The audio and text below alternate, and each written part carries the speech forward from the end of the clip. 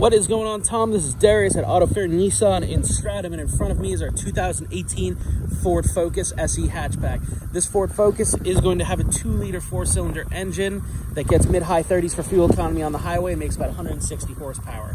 This one is also going to have daytime running lights and automatic headlights to help with your visibility and to reduce the risk of driving without your lights on at night, so that's super handy. It's going to also have alloy wheels, little upgrade from the Steelies with hubcaps, and you can see here it is a hatchback in style, so you do get some extra space in the back of the car compared to a similar size sedan.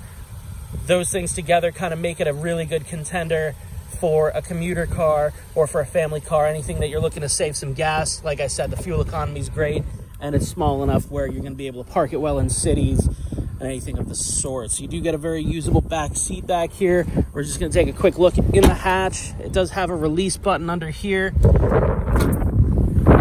that up. You can see it's got a nice big hatch there. Those seats also fold down, and this piece right here is going to be your cargo cover so that people can't see what's going on in the back hatch of your vehicle. And you get some nice handy dandy handles up here to help pull it down. Moving on, we're going to take a look at the driver's seat of this car, and you do get a blind spot little spotting mirror there. Super convenient for when you're driving on multi-lane roads. You can see all your controls down here for your windows and your locks and your mirrors. Stepping inside of the car, get a nice big easy to use display up here, and fuel, tachometer, temperature, and speedometer.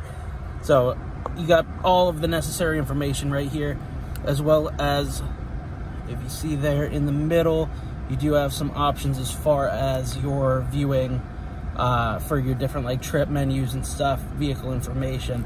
Very handy right there, all controlled from this little set of thumb switches right there. Your automatic headlight control, as well as your trunk control and your brightness for the front screen, are all going to be located right by your left knee. And on your steering wheel, you're also going to have your cruise control, as well as your volume and music and phone control right there.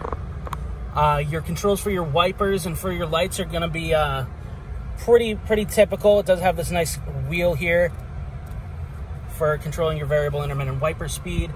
And then you can see up here, you do get a small screen that's recessed to keep the sunlight out from hitting it. And that screen is also going to control your backup camera. The backup camera is nice right there as well. It does have those guidelines that you can see in white, and then when you come to center, they disappear. You also get the distance indicators there, as you can see, marked in green, yellow, and red for your distances. Moving down just a little bit, this is going to be all your radio and phone controls right here. Nice big easy to use buttons so you don't get too distracted driving if you're trying to switch radio stations or go to different forms of media and go through your settings and whatnot. Down here, also nice and easy to use. I'm just going to shift it down so you can see. Super simple climate control controls here. You don't have to press a mode button a whole bunch of times in order to change your vent blowing locations. Just press the button, whichever ones you want to have it coming through, or combination, all the above. Or if you want to go for max AC, just give it a little twist back and it'll turn on just your front vents and your air recirculator. So if we go down to just regular AC, I can switch it and have it set to everything, but like I said, little twist down and it changes it for you to give you the maximum amount of air conditioning up front for you. You're also going to have a USB port down here, as well as your 12 volt, so you can plug in all your accessories in here, very conveniently placed. That's your shift knob right there with a hill descent control on the side. Again, super easy, straight down. You also have your low mode, so if you're going on like, you know, inclement weather conditions or going down or up a steep hill, it's good for that. This also does have a limited slip differential in the front, and what that means is that it'll basically automatically send power to the alternate front wheel, because this is a front wheel drive vehicle.